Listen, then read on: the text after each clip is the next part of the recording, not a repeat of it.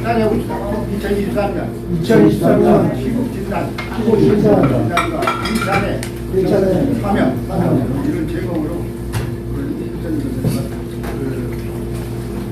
여기다 해놨는데 녹화해봤습니다.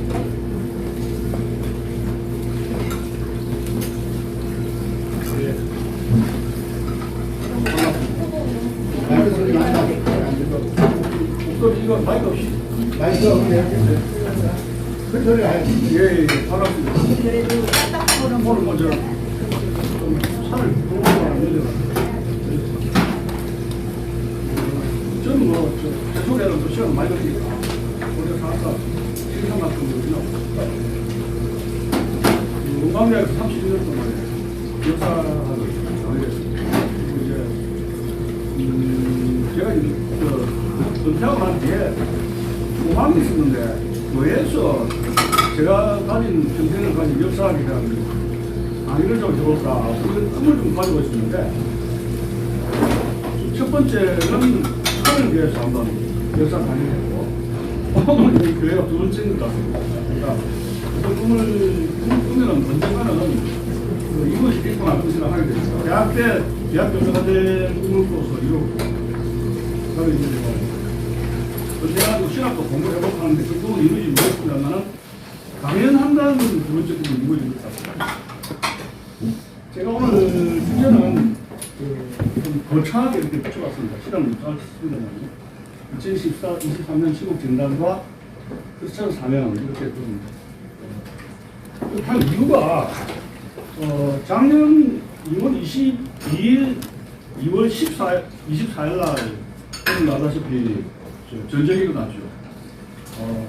근데 이제 그 2023년 푸틴에 일으킨 전쟁은 지구상에 어떤 그 질서라든 어떤 질서를 완전히 지금 재편하고 있습니다.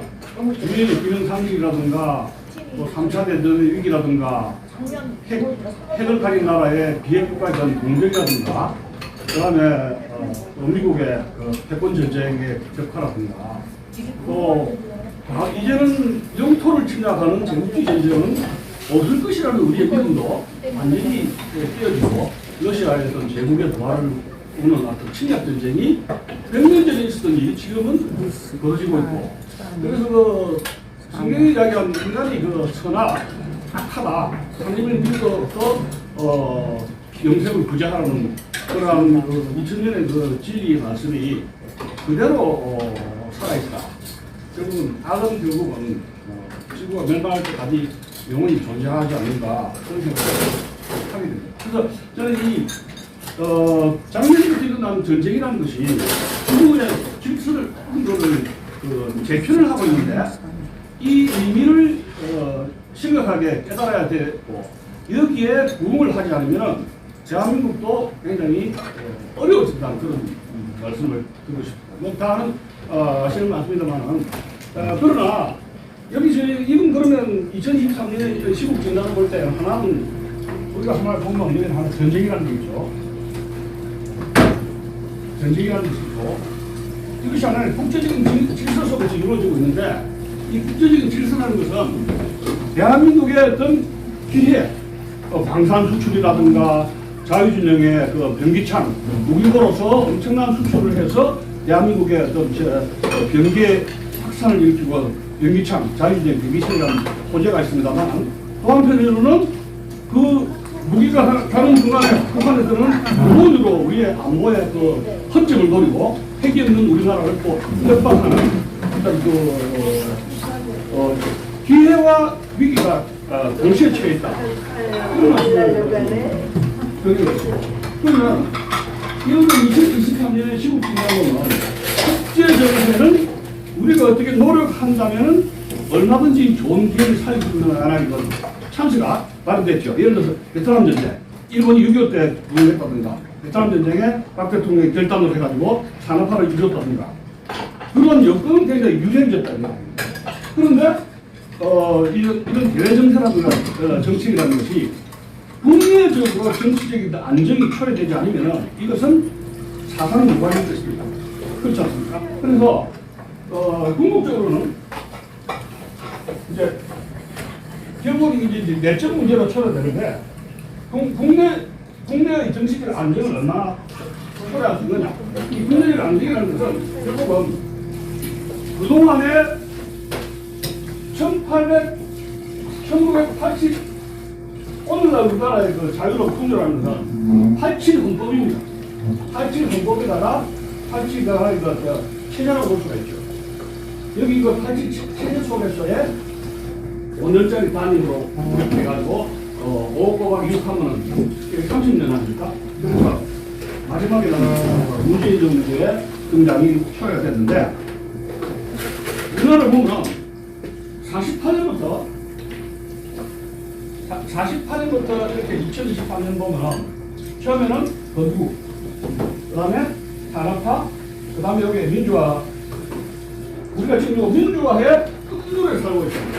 그러면 지금 여기 이 혼란이라는 것이 뭐냐면 민주화 시대에 이 시대는 어떤 시대냐는 거예요. 왜냐면 바이마르 공화국의 끝판에 누가 나타났습니까? 괴물이 나타났죠. 바이마르 공화국을 파괴한 괴물이 나타나서 유럽에서 가장 인권과 자유가 보장된 바이마르 체제를 붕괴시키고 독일을 완전 전쟁파라고 보라는 것이 바이마르 체제가 만든 인물이 히틀러예요. 근데 자 1987년에 거기 나라서 모든 것은 민주화 헌법에 민주화 조항을 넣고 거기에 가장 크게 된 것이 노조 아닙니까? 그래서 87 체제는 대한민국의 노조공화국을 만들었어요. 그 노조의 민주노총의 산하에 정교조라는 것이 하나 세팅되어 있죠. 또 정치판에는 80년대, 60년대에 운동권을 해서 우리나라의 3대 안에 축이 어디부터 시작됐다? 87 체제부터 민주헌법으로 해가지고 3가지 독버섯이 형성된 겁니다. 말하자면 바이마르 공화국에서 히틀러라는 사람을 만들어준 것이 국민들이 찍어주듯이 87 체제 마지막 끝판왕 괴물은 문재인이라는 괴물을 으쌰으쌰 찍어줍니다. 우리 체제 수호자인 박근혜는 쳐버리고 괴물을 찍어줘서 우리 스스로가 우리 체제를 망쳐봐라 해서 이렇게 해준 겁니다. 말하자면 우리나라의 그 자유민주 체제 붕괴라는 것은 독일 국민이 선택했듯이 히틀러라는 괴물을 선택한 것과 대단히 유사한 측면을 가지고 있다는 겁니다. 그렇기 때문에 역사를 잘 공부하지 않으면 과거의 독일 국민들이 했던 결과를 되풀이 반복하는 것이죠. 그것이 인간의 어리석음이다. 이렇게 볼 수가 있는데. 자, 그래서 여기서 운동권, 민노총, 노조, 종교조 이 세 괴물을 만드는 것이 87 체제의 30년 동안의 역사다. 이렇게 볼 수가 있습니다. 그러면 이 시대가 어떤 시대냐면은 포스트 데모크라틱 에라. 민주화 시대의 이후의 시대는 어떤 시대냐 아니에요? 어떻게 여러분 딱 떠오르게 있습니다. AI 시대다. 이전에 같은 인공지능으로 해가지고 컴퓨터로 해가지고 치팅을 하듯이 해서. 그러면 그 치팅이라든가 스마트폰에는 우리나라에 미친 게 뭐라 그럽니까? 스마트폰하고 노래 뭡니까? 노래 지루하게 아니고 있죠. 트로트. 그 다음에 골프. 골프, 스마트폰, 그 다음에 트로트 노래 이런데 그런 미친 속에서는 자, 우리 세대는 스마트폰 세대는 아닌데 그 스마트폰이라든가 트로트라든가 골프 속에서는 완전한 물실이 있죠. 그 스마트폰에는 바이블을 가르치는 거 없습니다. 그 다음에 더 진화한다면은 인도 AI부터 로봇으로 해가지고 연애도 이제 AI 인공지능하고 키스하고 이제 섹스하고 하면은 그것도 대리만족할 수 있는 그런 시대가 30년, 50년 뒤에는 생길지는 모릅니다. 솔직하게 이야기합니다. 바둑도 AI하고 두거든요. 그럼 거기에 뭐야? 벌써 100년 전에, 200년 전에 유럽의 기독교가 무너지듯이 하나님이라는 신 대신에 물신에 극단화된 과학 AI 인공지능이 another god로 신으로 자리 잡는 세상으로 가고 있다는 거죠. 아마 여러분 잘 알다시피 우리 20대 30대 어린 자식들 세대가 교회에 가서 하느님을 믿으라 하기에 대단히 어려운 시대는 여러분 아실 것입니다. 왜? 모든 것은 갖추어졌는데 내가 하나님을 위해서 필 이유가 뭐냐는 얘기입니다. 그 젊은 세대를 납득하고 설득할 수가 없어요. 차라리 스마트폰을 주면은 부모님에게 땡큐 합니다만 교회 가라면 노 땡큐예요. 이미 유럽하고 미국은 교회가 전쟁을 하거든요. 그러면 마지막 하나님 나라, 아까 우리 목사님께서 박선민님께서 말씀하신 것이 대한민국이 지구상에서 크리스천 미션이라는 것은 하나님이 위대하다는 것을 전 세계 방방곡곡에 말할 수 있고 외치고 기도할 수 있는 나라가 어느 나라 백성이냐, 이런 문제가 초래되지 않습니까? 그러니까 이것이 바로 여기서 크리스천 삶의 미션이라는 게 나옵니다. AI 시대에 유럽이 버린 하나님, 미국이 버리고 캐나다 버리고 모든 동서를 해가지고 아프리카 남북 북극은 얼고 높고 모든 세계말적인 증상을 보일 때, 모든 것이 AI 시대로 완전히 무너질 때, 물신의 시대로 등장할 때, 바벨탑을 해가지고 대형교회가 완전히 무너질 때, 대한민국에서 이 작은 교회, 작은 목사님이 하나님이 살아있다는 것을 말씀할 수 있는, 전파할 수 있는 것이 어디냐 이야기예요. 여기에 우리는 그 차례 마지막 소망을 저는 생각한다는 거예요.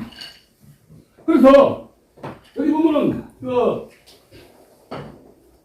지금 이 크리스찬들을 사명을 올 때 우리가 잘 알다시피 2015년 16년 박근혜 대통령 탄핵 과정에서 그 서울 시내에서 태극기를 들고 온 사람들을 제가 이제 사실 공항대에 있을 때는 나는 크리스찬이라는 것을 방문되고 떠돌아다니지 않았습니다.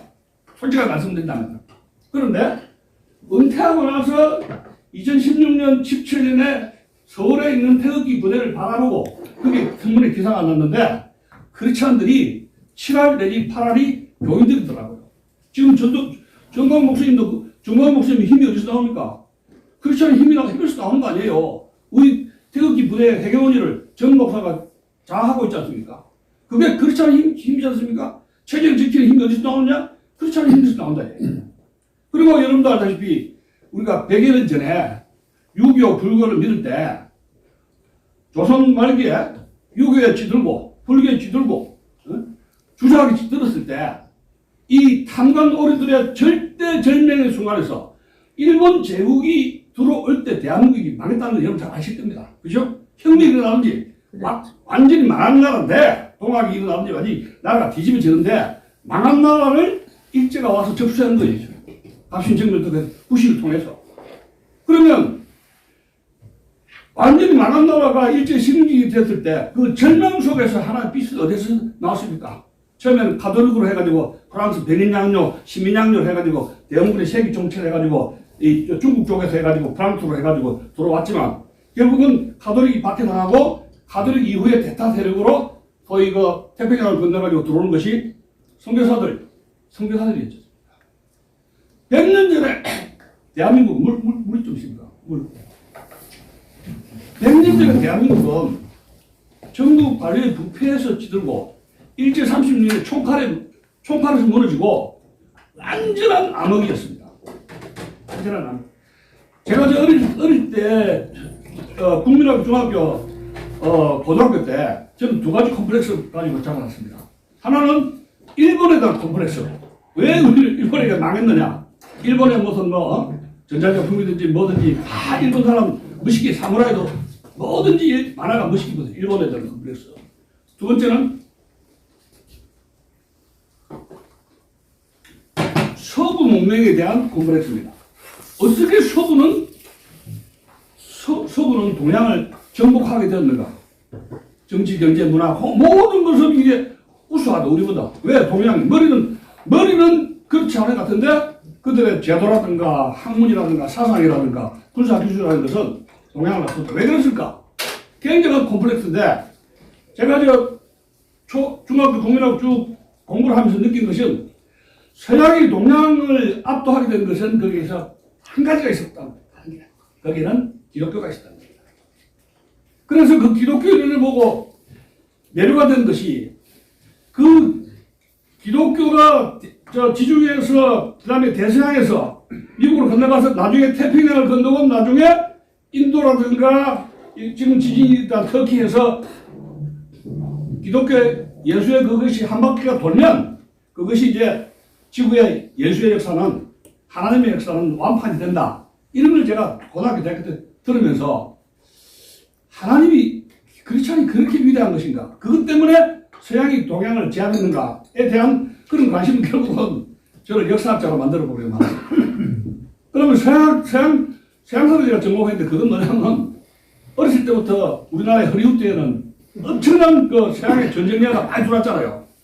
저는 그 조선시대 그보다도 서양의 문물이 주는 그 영화 속에서 완전히 매료가 되어버렸습니다. 서양 영화는 걸어서 다 봤습니다. 그러면서 서구에 대한, 그 기독교에 대한 그런 생각을 하면서 여기까지 오게 됐는데, 지금 저는 공공적으로 저는 예수 믿습시다 합니다. 그것은 제가 변한 마음이죠. 그래서 뭐 제가 이 자리에서 신앙에 대해서 이렇게 저렇게 자기 고백하기는 힘든데, 좀 더 본론을 간다면, 지금 대한민국이 지금 이 국제 정세와 국내 정세를 아우러 봐야 되거든요. 그러면 지금 이런 주사파라든가 이런 민노총이라든가 이런 종교적인 핵심 멤버들 보면은 거기에는 그 이 수뇌부에는 우리나라의 전통적인 그런 주자학적인 그런 것도 아니고 저 1917년 아니 어떻게 보면 카르 마르크스 1917년 레닌주의, 모택동주의, 막시즘 그러한 100년 전 넘는 공산주의 사상에 독트린화되어서 이것이 한반도가 되면서 한반도의 주체 사상으로 이렇게 세탁이 된 그런 사상들이 남한에서 이러한 암의 폭포처럼 자라면서 여기에서 대한민국을 어떤 말하자면 다단계 공산화라든가 이런 적화하는 거대한 인트리거, 국제적인 음모 속에서 말하자면 문재인 정권이 등장하고 박근혜 대통령이 탄핵되었다는 어떤 세계사적 구조를 우리는 이해를 해야 되겠습니다.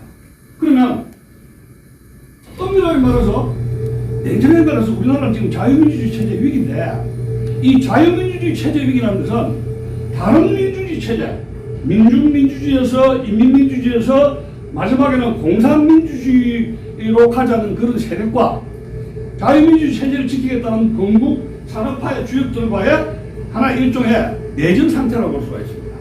그 내전은 이미 일제시대 때 박헌영이가 해방 이후에 장안판이 뭐 해가지고 북한에 왔다 갔다 하면 지금 4.3 문제로 해가지고 태영호 공사가 이랬지만은 그 내전 상태는 해방 전후에 독립운동 중에서 독립운동을 해가지고 이승만 박사처럼 기독교 입국론으로 해서 미국처럼 그런 기독교 국가 자유민주 체제를 만들겠다는 독립운동 세력과 김정수라든가 이승만 세력과 아니다.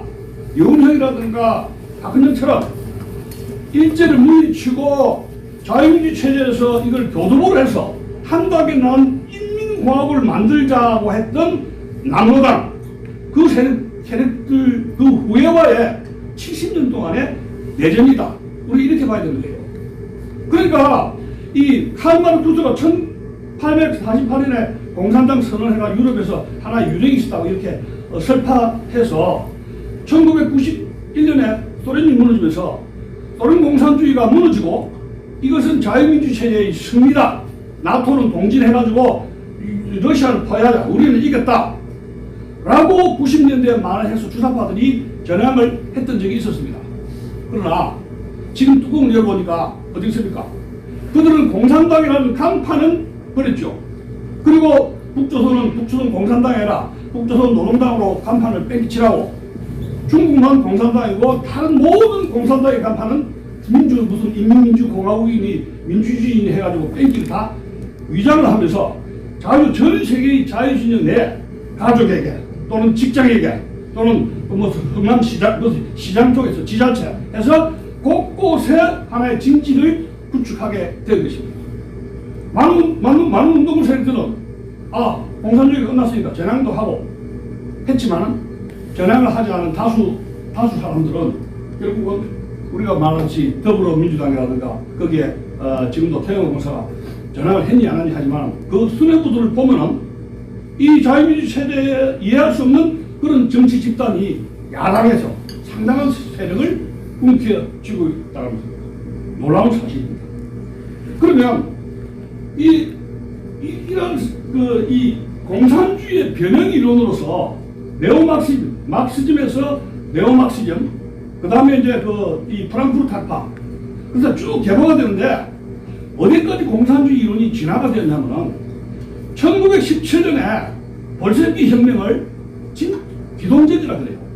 기동전이라 그러고 평화적인 방법으로 우리나라처럼 투표를 통해서 돈을 통해서 SNS를 통해서 뭐 조국은 아름답다, 문재인은 멋져, 폴리티션 이렇게 하면서 사람들에게 영화를 통해서지 문화 영역을 통해 가지고 커뮤니즘이지 뷰티풀 돈 주어리 봐 좋아요 돈 주고 하면 아무런 공산주의 문제가 없어요. 뺄갱이 소송하지 마세요. 그렇게 하면서 문화 영역으로 침투해서 투표를 통해서 대한민국을 법을 통해서 역사 전쟁을 통해서 어떤 국가를 자유주의 체제를 뭉개버리는 것이 히틀러뿐만 아니라 21세기에 엄연하게 자유진영에서 이러한 그것을 진지론이라고 해요. 그런 안토니오 그람시 같은 인물은 자유민주주의 진영에서는 1917년에 볼셰비키 혁명 칼군은 무장 폭동할 필요 없다는 거예요. 괜히 사람 주고 바로 남로당이 4.3 일으키고 뭐 5.18 일으키고 무기고 털고 그건 천하의 병신 같은 짓이라는 이야기예요. 시간이 좀 걸리지만 자기 자손에게 교회, 학교, 노동조합에서 조용히 이렇게 영화를 통해서 세뇌를 시키면 노래를 통해서 세뇌를 시키면 국민들이 자연히 그 판단력과 분간력을 잃어버리기 때문에 투표 통해서 공산화가 되고 그 정권을 장악한 사람이 수많은 법을 통해서 마을 공동체라든지 법을 통해서 하나씩 장악을 하는 것이 결국은 진지론이 되겠습니다. 그것이 이탈리아 공산주의자인 안토니오 그람시가 감옥에서 11년 동안 있으면서 이탈리아는 왜 공산화가 되지 않느냐, 폭동을 해도 실패를 하느냐, 볼셰비키는 되는데 그것은 자유민주주의 진영에 뺄갱이라면은 공산주의라면은 이렇게 거부하는 그러한 여러분 알다시피 영빈주의 들어오면 저게 이거 하는 백혈구 있죠. 백혈구 이것이 굉장히 강하다는 이야기. 몸속에 있는 여러분 영빈주의랑 백혈구가 잡아먹잖아요. 이 백혈구 면역 기능을 무너뜨리면 공산주의 이론을 흡수할 수 있다는 겁니다. 그럼 그 백혈구 기능을 무력화시킨다는 것은 문화 영역을 장악해서 SNS를 통해서 골프라든가 드라마라든가 거지 같은 드라마 그런 걸 통해서 그 사람들을 바보로 만들면 된다는 이야기입니다. 바보로 만듭니다. 그럼 교회에서는 어떤 생각하냐? 정치 이야기 하지 마라. 강연회 하지 마라. 이웃적인 사람 부르지 마라. 우리는 오로지 주여 주여 복만 받고 주여 주여 하고 바벨탑 사듯이 돈을 벌어가지고 성당을 만들고 우리끼리 나라를 어떻게 되든지 우리끼리 정경 분리시켜서 열심히 우리는 주여 하고 개인적인 복만 하리만 세금 열심히 내면 나라는 저절로 자연봉처럼 저절로 대한민국을 유통피하라고 선진국이 된다. 그게 정경 분리 원칙이에요. 그리고 30년이 흘렀는데 대형기 목사는 어디로 가느냐? 하나님을 섬기는 게 아니라 돈을 가지고 어디 갖다 바칩니까? 북한 갔잖아요. 지금도 북한에 남북 무슨 그리스도 연맹 같은 게 있죠? 제가 알기로는 지금도 북한에 돈 갖다 붙이는 목사들, 장로 목사도 있어요. 그 단체들이. 그러면 이 30년 동안에 예수께서 항상 말씀하신 것이 인간의 어리석음은 인간이 도전하면서 바벨탑을 써가지고 어마어마한 교회라든가 성체라든가 쌓아서 그게 바벨로니아 왕국이었는데 유럽, 미국 그 큰 교회들이 다 무너졌잖아요. 거기는 성령의 충만함이 없고 그 문신을 하나님을 숭배하는 게 아니라 문신을 통해서 그냥 자기들끼리 오해서 으쌰으쌰 기타 치고 놀고 이렇게 하면서 나라가 밖에서는 무슨 일이 벌어지는지 모르고 자기들끼리 문신에다가 영광이라든가 자아자치를 취해가지고 그것이 우리나라 같은 30년 외국 같은 100년 동안서 그 성공에 취하면서 그 문신의 성공에 취하면서 벌써 하나님이라든가 성령의 은사라는 것을 잊어버리면서 지금 유럽이 여기 온 거 아닙니까? 지금 미국에 여기 왔죠? 그래서 제가 알기로는 영국의 선교사라든가 미국에서 우리나라 와서 보면은 여기는 원시 기독교의 그 신앙이 아직도 있구나 하면서 감탄을 해서 동성연애가 파는 치는 유럽이라든가 미국에 있는 목사들이 우리나라의 이 원시 기독교의 그 순결한 것을 알고 우리 우리 여기 있는 분이 거기에서 다시 선교 파송해달라는 그러한 것은 바로 제가 이야기하고 있는 우리가 마지막 날 존재해야 되는 크리스천의 사명이라는 것이 존재한다는 그런 것입니다. 제가 그 대학 때 많은 그 문학책을 수십 권 읽었습니다만은 앙드레 지도의 하나의 그 좁은 문이와 명작이 있었습니다. 대학 2학년 때 읽었는데 그걸 보고 지금은 내용 다 잊어먹었습니다만은 그 성경에도 보는 거하고 비슷해요. 사람이 진리를 얻고 구원을 얻으려면 어려운 좁은 길로 가야 된다 해서 지대 그 책을 제가 읽고 감명적 기분 좀 있었습니다만은 결론적으로 이야기한다면 이 크리스찬이 사명이라는 것이 아마도 여러분들이 탄핵이라든가 지금 자유민주주의를 체제를 지킬 수 있는 사람은 시니어들 60, 70, 80살 넘는 할아버지 할머니가 이번에 윤석열 정권의 실버 리볼루션을 이룩했다 그러지 않습니까? 그러면 그 사람들 중에 7, 80%는 크리스찬이다. 그리고 여러분도 잘 아다시피 그 100년 전에 아까도 이야기했습니다만은 그 우리나라가 완전히 암흑에 빠졌을 때 미국이라든가 카나다에 있는 젊은 20대, 30대 선교사들이 파송 올라가야 되는데 처음에는 중국에 짱깨도 중국 음식 맛있으니까 중국을 갔단 말이에요. 짱깨도 먹으면 맛있는데 중국 사람들이요 실을 2개, 3개 믿어요. 이렇게 될 것 같은데도 슈라 하는데도 예 하면 더 하는데 이게 쉽지 않단 말이에요. 중국 사람들이 아마 찬찬해요. 자존심도 있고 그래가지고 또 이제 여기서 안 돼. 뜻 하다가 안 믿는데 또 믿다면 뒤에라도 또 부처님이라도 뭐 갖다 놓고 집안에 갔던 거지. 일본에 또 갔단 말입니다. 일본이 우리보다 강하니까. 일본에 갔는데도 거기는 얼마나 많은 이런 접신들이 얼마나 많아요. 네? 그 일본 사람들이 서양을 배우기 위해서 원숭이처럼 헤헤헤 해가지고 이거저거 배우고 했습니다만은 기독교를 받아들이지 않았습니다. 서양의 기술을 받아들였는데 학문을 받아들였는데 일본 사람들이 기독교 하나님을 받아들이지는 않았어요. 일본 사람들이 잘 아실 겁니다. 근데 아무리 사무라이를 꼬셔가지고 초콜릿도 주고 하지만 기술이라든가 이런 돈을 딱 뽑아먹고 이 마음으로 안 받아들인단 말이에요. 선교사들이 절망을 느꼈는데 마지막으로 한국에 혹시나 마지막으로 한국에 3번째 온 거예요. 우리나라에 오는 아펜세라든가 많은 사람들이 한국에 선교사 온 사람들이 중국, 일본에 실망해가지고 마지막에 조선에 딱 왔는데 마치 우리나라가 그때 나라가 완전히 무너지고 절망 속에서 지푸라기라도 잡으려고 죽자 사자 왔을 때 그때 가톨릭 신부들은 박해를 받아가 철수를 하고 무너지고 개신교가 카나다라든가 미국에서 들어왔을 때 절망 속에 지푸라기 잡듯이 이거 탁 참을 거예요. 그래 알다시피 여러분들 1905년 평양에 장신구에서 부흥회라든가 하면서 선교 20대 30대 미국 캐나다 선교사들 열정하고 대한민국의 그 지푸라기라도 잡으려는 그것이 전복이 되면서 대한민국이 동북아시아에서 어떻게 됩니까? 기독교 국가로 확 기본이 쌓였던 것이고 그래서 소위 이승만이가 감옥에서 하나님을 받아들이면서 이 사람에게 대한민국을 구원할 건국할 권력을 주신 거죠. 하나님께서. 그러면서 지금 기독교 입국이 될 뻔하다가 결국 이제 이까지 왔다는 것은 아마 우리나라의 그 일제시대라든가 건국이라든가 산업화 이 면면을 보면은 이북에서 내려온 사람들 여러분 서북 청년단도 있지만은 한길지 목사 알죠? 영락교회. 그 북한의 엘리트들 중에서 기독교인들이 50% 넘습니다. 여러분. 그분들이 내려와가지고 한국 교회를 부흥했지 않습니까? 북쪽에 있는 기독교인들이. 그러면서 그 사람들이 산업화 올라오는 보면은 엄청나게 북한의 엘리트들 기독교인들이 뭉쳐가지고 대한민국의 건국 산업화를 이루고 그 토대 속에서 우리의 자식들이 소위 민주화 시대를 이루겠다는 것은 이 한국 크리스천들의 이런 자부심은 우리는 새로운 역사를 써도 부족함이 없다는 겁니다.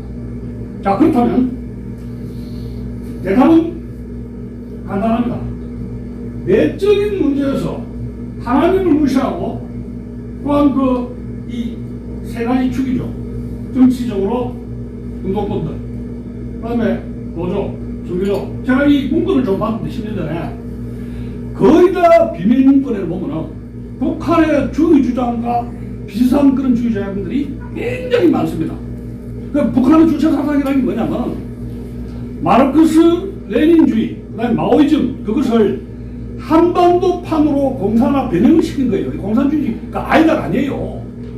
그러면 이러한 이 하나님을 적대하는 이런 북한의 주체 사상에 세뇌가 된 대한민국의 내부의 암세포들, 이것은 그냥 사랑으로 하는 거죠. 이 성경에 보면은 징벌의 하나님 있고 사랑의 하나님으로 있는데, 북한에 돈을 갖다 준 목사들 뭐냐면은 사랑의 하나님 원수를 사랑하라, 그건 바로 앉아있어요.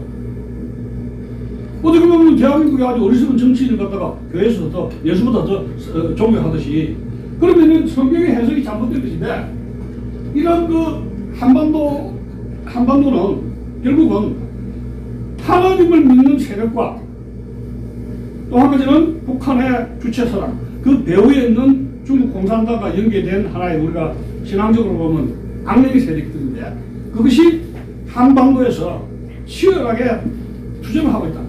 그 최전선에 바로 기독교인들이 있다. 이런 말씀을 드리는 것입니다. 그렇다면 우리가 2023년 시국이라는 것은 아까 우리 목사님 말씀하셨듯이 고비를 넘겨야 공짜로 복이 오는 것이 아닙니다. 모든 제국은 그 대가가 있고 열성적으로 해서 미국이라든가 영국이라든가 제국이 이렇게 헌신과 희생이 있기 때문에 제국을 이루어진 것인지, 대한민국의 하나의 제국은 다른 나라를 침략하는 제국이 아니라 자유진영을 보호하고 하나님의 사랑과 은총을 전파하는 하나의 성령적인 제국이라니, 엠파이어. 제가 지금 학생들한테 이런 말이죠. 왜 우리 한국 사람들은 제국이 야망이 없느냐? 남을 침략하자는 제국이 아니라 위대한 나라, 터키가 도와주지 않습니까? 그리고 방사수출을 해가지고 자유주의 무기고가 되고 세계에 존경받을 수 있는 가드 엠파이어. 야망이 있어야지. 어떤 야망이냐? 제국에 대한 야망인데, 그 야망은 신의 나라, 신의 영광을 찬양하고 신의 가르침 속에서 열심히 살고, 그 신의 가르침 속에서 세계를 정화시키고, 안에서의 그 부패라든가, 지금 사법부에 지금 아까 여기 선배님께서 무슨 변호사 증이 있었다 그러지만 변호사 안 되시기 다행이에요. 지금 50억 클럽에 해서 조사받을지도 몰라요. 지금 사법부, 검찰, 변호사, 판사들, 이 부패 카르텔이 상상을 초월해요. 지금 윤석열 정부도 이걸 손을 대까먹고 주주주주 하고 있잖아요, 지금. 네? 그만큼 검사판 사법부가 카르텔이 심각하다는 거예요. 거기에 중국의 공산당, 북한에 자금해서 이 남한의 정치 세력들이, 북한, 중국 지금 간첩들이 지금 이뿐만이 아닙니다.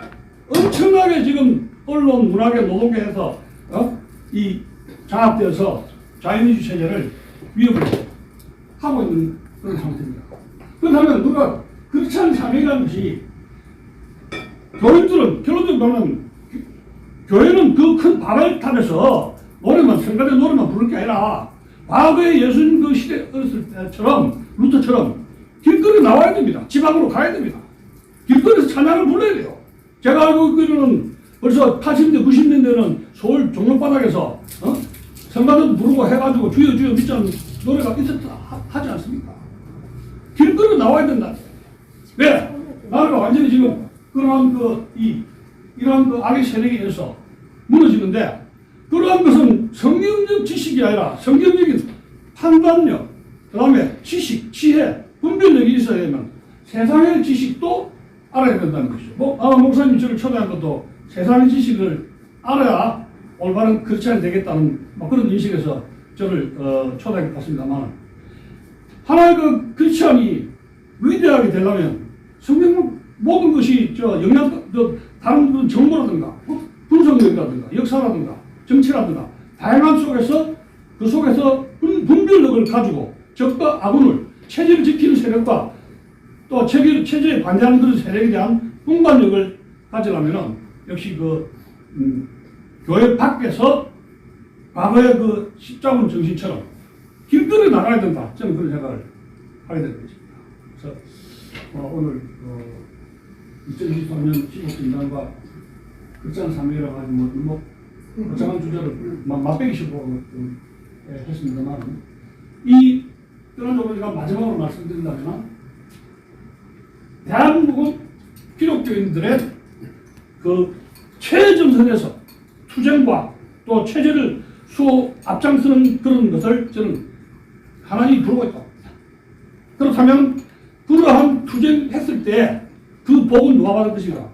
우리 후손들이 받겠죠. 그리고 우리는 그 대한민국 역사에서 하나의 역사를 쓰는 하나의 주인공으로서 기록되지 않을까 그런 생각을 하게 됩니다. 감사합니다.